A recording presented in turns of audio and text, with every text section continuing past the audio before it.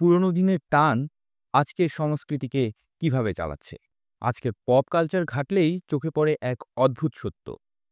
আমরা যেন বারবার ফিরে যেতে চাই অতীতে। পুরোনো গানের রিমিক্স, ৯০ দশকের ফ্যাশন স্টাইলের পুনর্জাগরণ কিংবা পুরোনো সিনেমার রিবুট সবকিছুতেই যেন রয়েছে এক চেনা অতীতের ঘ্রাণ। প্রশ্ন হলো, কেন আমরা এখন অতীতকে এতটা আঁকড়ে ধরছি? বিশেষজ্ঞরা বলছে, দ্রুত পরিবর্তনশীল এই সময় আমাদের মনে তৈরি করেছে এক ধরনের অনিশ্চয়তা। প্রযুক্তি, রাজনীতি, সমাজ সব জায়গায় এমন এক দোদুল্যমানতা যা মানুষকে নিরাপত্তার জন্য ফিরিয়ে নিয়ে যাচ্ছে তার পরিচিত ও আরামদায়ক অতীতের দিকে। সেই নস্টালজিয়া বা অতীত স্মরণ হয়ে উঠেছে এক মানসিক আশ্রয়স্থল। একদিকে যেমন আমরা স্মার্টফোনে স্ক্রোল করি আধুনিক ট্রেন্ড, অন্যদিকে ইউটিউবে খুঁজি পুরনো নাটকের দৃশ্য কিংবা প্লেলিস্টে বারবার চালিয়ে দেই সেই ২০০০ সালের গান। এই চাহিদা বুঝেই বিনোদন ইন্ডাস্ট্রি ফিরিয়ে আনছে পুরনো চরিত্র, গল্প কিংবা গান নতুন মোড়কে। নস্টালজিয়ার এই উত্থান শুধু আবেগ নয়, এটি এখন একটি শক্তিশালী বাণিজ্যিক কৌশলও।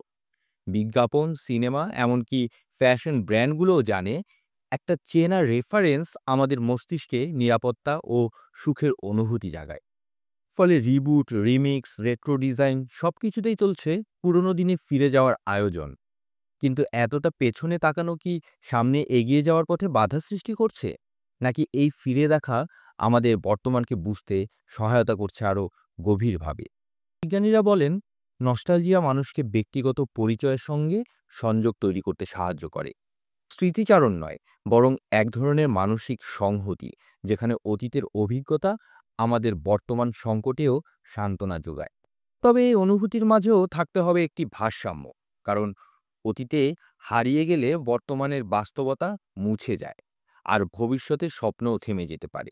তবুও পুরোনো দিনের সেই গান, সেই পোশাক কিংবা সিনেমার পরিচিত সংলাপ সবকিছু যেন আমাদের মনে করিয়ে দেয়, কিছু অনুভূতি কখনো পুরনো হয় না, বরং সেগুলো হয়ে ওঠে সবচেয়ে সময় উপযোগী।